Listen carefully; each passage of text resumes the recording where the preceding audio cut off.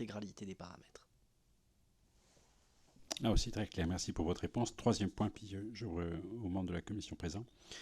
S'agissant de l'harmonisation européenne, tant qu'à faire de rêver, puisque nous ne sommes pas privés de rêver avec le rapporteur sur cette question. Sachant que, vous l'avez évoqué, je précise juste au passage qu'évidemment on ne peut pas à la fois prétendre être le meilleur élève de la classe et avoir le sens du compromis requis pour qu'il y ait une harmonisation. Donc ce que vous évoquez en disant il est à craindre que si une harmonisation ça ne soit pas aligné sur les exigences françaises de l'ANSES et sur ce que nous en fait sur le glyphosate, c'est quelque chose dont je pense qu'il est important d'en avoir bien conscience et de le dire. Est-ce qu'on peut rêver d'un troisième pilier de la PAC ? Adaptation, réchauffement, transition agroécologique. Je vous le dis parce que quelque chose qui est revenu ces dernières années, y compris de la part de certains députés européens, il a été évoqué le PSN. Nous le savons très bien, les ministres de l'Agriculture ont toutes les peines du monde à arbitrer entre les différentes filières agricoles sur ce qui va être prélevé du pilier 1 et du pilier 2 pour modifier, changer les règles du jeu. Et on peut quand même se dire que face à l'ampleur de la mutation qui est attendue, de toute façon, comme vous le dites avec le coût de l'inaction, l'ampleur de cette mutation forcée, puisque les projections du GIEC nous laissent penser qu'il y a un certain nombre de cultures qui vont au moins être déplacées du sud vers le nord. Compte tenu de cette ampleur-là, est-ce que c'est de la science-fiction ou est-ce que c'est quelque chose qui pourrait être mis sur la table dans les années qui viennent que d'imaginer un plus gros budget européen pour financer un troisième pilier ?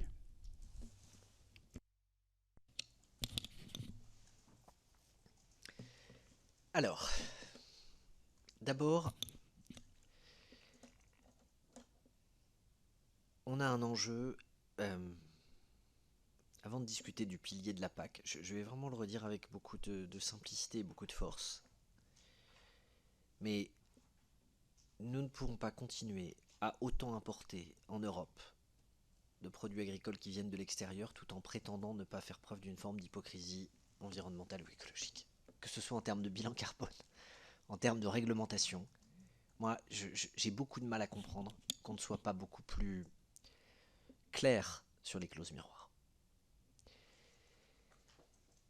Il y a eu un règlement particulièrement courageux dans ce domaine de lutte contre la déforestation, avec un contrôle par satellite dans lequel on dit nous allons exiger d'un certain nombre de pays tiers qui puissent délivrer des certificats d'importation reposant sur la certitude que ça n'est pas sur la déforestation que du caoutchouc, de l'huile de palme, de la viande de bœuf a été produite. Avoir les récriminations des Brésiliens aujourd'hui, et sans doute compte tenu de la personnalité du président argentin élu hier, des Argentins sont trop tardés sur ce type de sujet. La tentation d'un certain nombre de pays européens de ratifier l'accord de libre-échange Mercosur, les débats que nous avons parfois en Europe entre nous, alors qu'on est dans un contexte où on ne mesure pas que la première des urgences, c'est de limiter des échanges mondiaux sur ces sujets pour pouvoir discuter avec nos agriculteurs dans un cadre dans lequel la question de leurs revenus et de leurs pratiques se discute sans distorsion extérieure, me semble être une priorité. Si on assume ça, si on assume que les règles qu'on pose, quelle que soit leur ampleur, elle ne conduira pas à ce que des produits qui viennent hors d'Europe, moins chers, puissent concurrencer ceux qu'on fabrique ici vis-à-vis des consommateurs, on aura de toute façon une difficulté à continuer à nouer une forme de pacte de confiance ou de pacte tout court avec des agriculteurs. Ensuite, je ne suis pas persuadé qu'on ait besoin d'un troisième pilier. Nous pouvons continuer un rééquilibrage entre le premier et le deuxième. J'entends ce que pourrait être la tentation d'aller plus loin, mais là je vous avoue très humblement que ce n'est pas un sujet auquel j'ai réfléchi et mes autres responsabilités n'ont pas donné le loisir de me pencher sur cette perspective, mais ça me rassure pour mon pays que des membres du Parlement en soient à se poser ces questions quand ils travaillent sur ce type de sujet. Mais ce sera quand moi je ferai une commission d'enquête que je vous questionnerai l'un et l'autre, que je serai heureux d'avoir vos réponses. Pour le moment, je ne suis pas capable de répondre de façon plus précise là-dessus. Merci, Monsieur le Ministre. Pour des raisons qui m'échappent, on a des membres de la Commission qui ont assisté à votre intervention aux premiers échanges, mais qui sont repartis. Donc, je pense que nous pouvons prolonger. Rapporteur et président, Monsieur le rapporteur, vous avez d'autres questions? Je goûte la conversation. Ah, mais je note déjà l'engagement du ministre de l'écologie contre le Mercosur. Et ça, c'est. En tout cas, la méfiance, on la partage tout à fait. Et c'est plutôt une bonne nouvelle que vous l'exprimiez aussi clairement aujourd'hui, parce que le discours du gouvernement est parfois, ou du président de la République, est plutôt plus ambigu sur ce sujet. Deuxièmement, on a vous parlé des mesures miroirs et des clauses miroirs. Au fil des débats, certains nous ont alertés en nous disant mais ce qui devrait être l'antidote au mauvais commerce peut devenir le prétexte au mauvais commerce. Puisqu'on a des mesures miroirs, on peut commercer avec le monde entier et échanger des marchandises partout. Or, l'efficience de ces mesures miroirs pose question. On a une hypothèse qui est à peine esquissée dans le plan gouvernemental, j'aimerais avoir votre opinion dessus, c'est de dire, quand un pesticide est interdit chez nous, c'est limite maximale résiduelle égale à zéro pour son importation. Qu'en pensez-vous?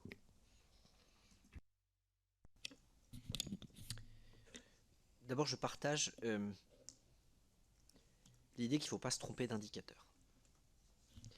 Et donc la clause miroir, elle vise non pas à ensuite totalement se dédouaner, mais à faire en sorte qu'on ait des mises en cohérence.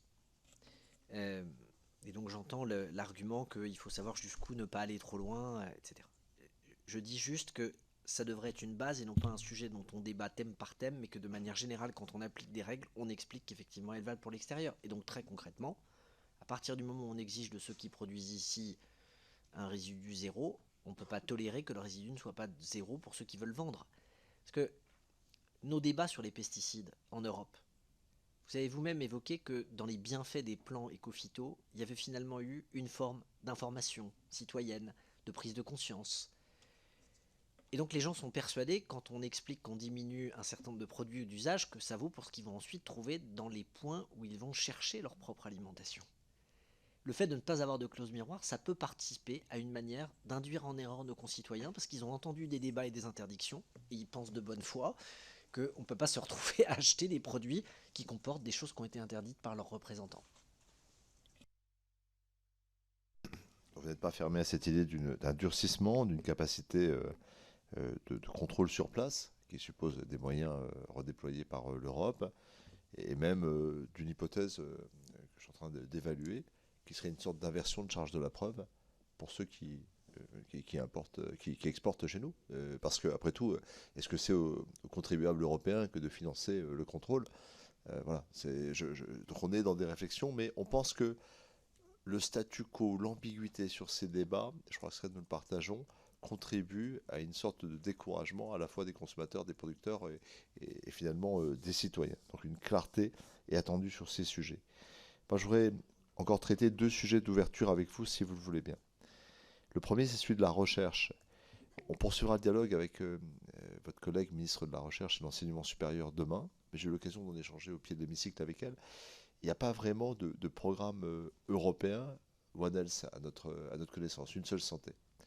Il y a des programmes français portés par le ministère de la Santé, portés par vous, des programmes de recherche qui sont en cours, qui sont suggérés, financés, etc.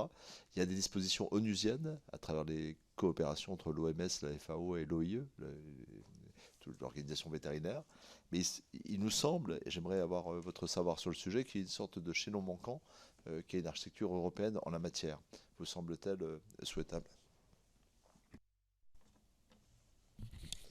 Je crains que vous n'ayez raison. Je suis en train mentalement d'essayer de faire la liste des dispositifs que je connais. Je ne pense pas spontanément à des exemples. Sylvie Retailleau sera beaucoup plus qualifié que moi pour être capable de vous répondre. Mais c'est vrai que je n'ai pas souvenir qu'on ait évoqué devant moi des programmes de recherche européens ou de d'autres pays pour encourager ou prendre une décision dans un domaine. Des gros enjeux sur les débats sur les agences, ANSES, EFSA, c'est la question de leur prise en compte de l'exposome, des effets cocktails, de tout ce qui est... on va résumer ça par l'exposome. Or, on ne peut pas appréhender cette question de l'exposome si on n'a pas progressé dans notre capacité à mesurer des impacts multifactoriels dans le temps, et pas seulement issus de l'agriculture, etc. etc. Donc ce déficit de connaissances en la matière nourrie par une recherche fondamentale, une recherche appliquée et disponible pour les agences sanitaires nous paraît particulièrement heureux. Je sens que vous y souscrivez, en tout cas. Bien sûr. D'autant que l'absence de programme de recherche européen peut conduire à ce que ce soit les acteurs qui sont eux-mêmes sur la sellette sur un certain nombre de dispositifs qui fournissent les seules données sur lesquelles ensuite se base la décision. On y avait un petit peu pensé et on va s'intéresser dans les jours qui viennent à évaluer l'ensemble de la recherche privée et le poids de la recherche publique en la matière sur la question de la moindre dépendance et de l'évolution de la phytopharmacie. J'en reviens, permettez-moi, sur peut-être une dernière question, sur la question de l'eau. Vous avez dit votre attachement, votre importance. Vous n'avez pas évoqué, vous avez évoqué les... Je recherche les notes, le PGSE. Mais une fois qu'on a fait un PGSE, je crois que c'est... Je suis pas sûr, hein, mais les agences de l'eau nous disaient 70% des captages ne disposent pas de PGSE. Vous confirmeriez l'ordre d'idée? Plus, moins? 50%, d'accord. Bon, d'accord. Ok. Peut-être que c'est un autre dispositif à 70%. Je prends le 50%. Une fois qu'on a fait un PGSE, il faut agir. Alors il y a un dispositif, il y a ORE, enfin, je ne sais pas comment on le prononce, ORE, qui est intéressant. Il y a des dispositions de préemption foncière, mais peu efficientes, il n'y a pas de vente du terrain, on est d'accord. Et puis il y a les ZSCE, dont vous dites dans le plan Ecophyto 2030 que vous allez les activer de façon plus volontaire. Quels sont les freins aujourd'hui pour votre ministère à la non-activation de ces ZSCE qui semblent pour les agences de l'eau une des dispositions les plus prometteuses? Est-ce la faute de l'ARS, des préfets? Qu'est-ce qui ne fonctionne pas pour qu'on ne les mette pas en œuvre? Les ZSCE, c'est-à-dire les zones sous contrainte environnementale, on ne va pas faciliter leur usage. Nous allons le systématiser. Dépassement égale fermeture automatique. C'est ça qui est dans le plan haut du 30 mars. Oui, mais c'est une verticalité qui n'est pas sur la préemption ou sur la conversion agroécologique, qui est de dire, vous dépassez les seuils. On est sur des impératifs de santé. Il y a donc l'arrêté préfectoral de fermeture du captage qui tombe de manière automatique. J'ai besoin de mon PGSE en amont. J'ai besoin d'avoir les outils de levée. Et dans les semaines qui viennent, je pense avant Noël, nous aurons la publication de ces instructions de manière très claire sur cette activation automatique des ZSCE. On a un peu plus de 30 000 captages en France. On en a 3 000 à la minute où nous parlons qui sont fermés pour des raisons sanitaires. Et vous mesurez que, au travers d'un dispositif de ce type, on va évidemment totalement changer notre niveau de protection et celui de nos concitoyens et renforcer l'intérêt d'avoir des mesures. Dans les faits, ces ZSCE, elles fonctionnent avec un système gradué où on pose d'abord des contraintes de suivi. On laisse une forme de temps, c'est pas un coup près qui consiste à dire demain matin vous coupez tout et vous vous débrouillez pour aller trouver de l'eau potable pour vos concitoyens. En revanche, le dépassement entraîne de manière automatique des dispositifs de contraintes de suivi qui permettent pour la préfecture et pour les différents partenaires de pouvoir à ce moment-là prendre des mesures, imposer des mesures, y compris sur les intrants, de manière à ce qu'on revienne à une situation normale, qu'on repasse sous les seuils, de manière à pouvoir sortir de cette procédure de suivi. On aura l'occasion de vous présenter, si vous le souhaitez, de manière un peu plus spécifique le dispositif. Mais c'est un point clé, et je le redis, qui n'a pas été totalement vu quand on a présenté le plan, parce que tout le monde était focalisé sur les fuites, sur la réutilisation des eaux usées, sur la question des moyens, sur les plafonds mordants, sur plein de sujets, sur la question aussi de la gouvernance, parce que la multiplicité des plans, la multiplicité des zones de captage et ces zones sous contrainte environnementale sont un bon exemple, avec cette automaticité de l'arrêté préfectoral en cas de dépassement de seuil, montre que pour avoir un système résilient, on ne peut pas continuer à avoir 12 000 gestionnaires d'eau potable dans ce pays.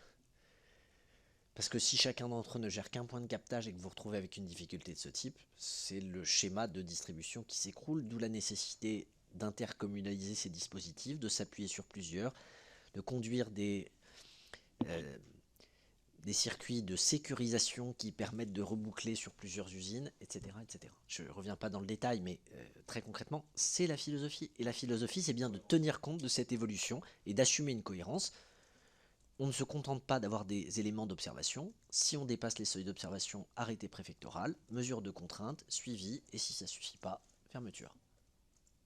C'est la chaîne. Alors, j'avais dit que c'était la dernière question, mais il y a la question des tuyaux de financement. Vous avez mobilisé de la RPD. Elle va servir à un fonds de 250 millions dont tout le monde s'interroge sur ce à quoi il va le servir. On vient de débattre. Le mot n'est pas adapté. On vient d'essayer de débattre du budget. Il y a l'annonce de 250 millions. On ne peut pas y être hostile a priori, mais on aimerait participer au débat. Est-ce que c'est de la technosolution? Est-ce que c'est de l'agronomie? Est-ce que c'est un changement de système? Est-ce que c'est... Bon, on ne sait pas. Personne ne semble trop savoir. Je ne suis pas sûr que finalement on sache. Mais on a annoncé 250 millions. Quand on prend le rapport d'inspection qui a été publié un petit peu sous la contrainte en 2021, qui reprend l'ensemble des financements Ecofito, il est pointé par l'ensemble des inspections le fait que c'est véritablement une usine à gaz, qui a beaucoup de pertes et qui n'a pas de gouvernance partagée.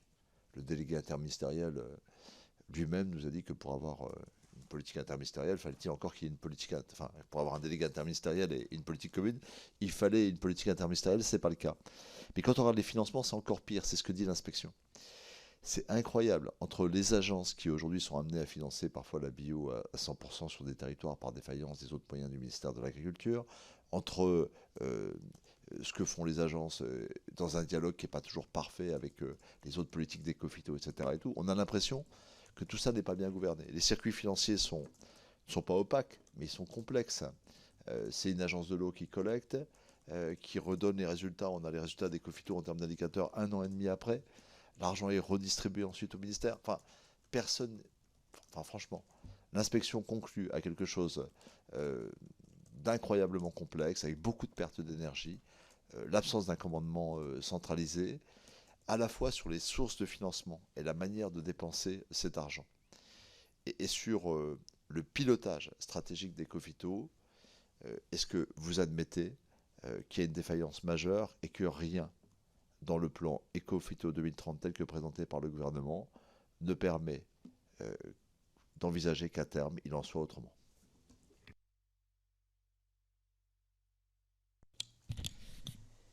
Votre commission d'enquête,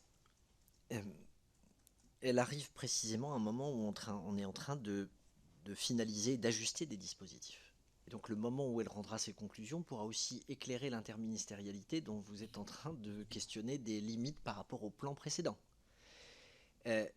Donc j'ai pas toutes les réponses parce qu'on a obtenu des engagements financiers. Le calage par exemple de la manière dont on va ajuster ces sommes, est-ce qu'on les arrête pour une année? Est-ce que c'est l'année 2024 entre guillemets sur laquelle on a une maquette et qu'on s'autorise ensuite à ce que les choses puissent bouger? On a à la fois besoin d'avoir un budget qui soit ambitieux pour montrer qu'on prend ce sujet au sérieux et en même temps sans doute de garder une part de souplesse ou d'humilité parce qu'on aura des besoins en début de période qui ne correspondra pas forcément à ce qu'on verra ensuite. Donc là-dessus, ce que je veux dire, je ne vais pas vous renvoyer la balle à la fin de cette audition, mais un peu quand même. Autrement dit, on n'arrête pas un plan qui a vocation à être gravé dans le marbre. S'il y a bien une chose qu'on a retenue de ces 15 dernières années, c'est la nécessité d'être humble par rapport au sujet, d'avoir une ambition et une détermination qui ne varient pas et qu'on est capable de renforcer ou de repositionner dans le temps, et puis d'être ouvert à des points d'étape en n'attendant pas le dernier jour du plan pour regarder ce qu'on doit bouger. Et donc, au moment où vous aurez l'occasion de nous dire ce qui vous semble, pour vous, être des éléments qui expliquent le succès ou qui, au contraire, ont relativisé une partie des résultats, je ne vois pas comment. Ça ne donnera pas la matière, nous, de pouvoir aussi déplacer des curseurs, regarder comment on peut tenir compte des conclusions de cette commission, parce que vous l'avez dit en commençant, il n'y a pas seulement une interministérialité, il y a globalement un positionnement qui est interpolitique, si j'ose dire, interpartisan, et qui dépasse une partie de ce que peuvent être nos clivages là-dessus.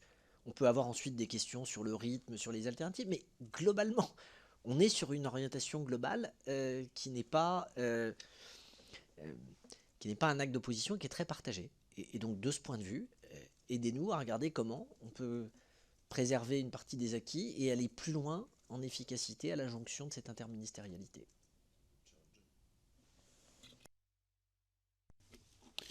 Monsieur le ministre, un grand merci pour la qualité de vos réponses, le temps que vous avez pris avec nous. Voilà,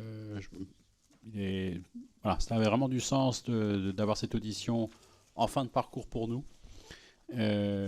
parmi toutes les personnalités que nous auditionnons. Et donc, merci encore pour votre venue. Je vais lever cette séance et vous informer que nous aurons notre dernière audition demain à 16h30. Bonne soirée à tous.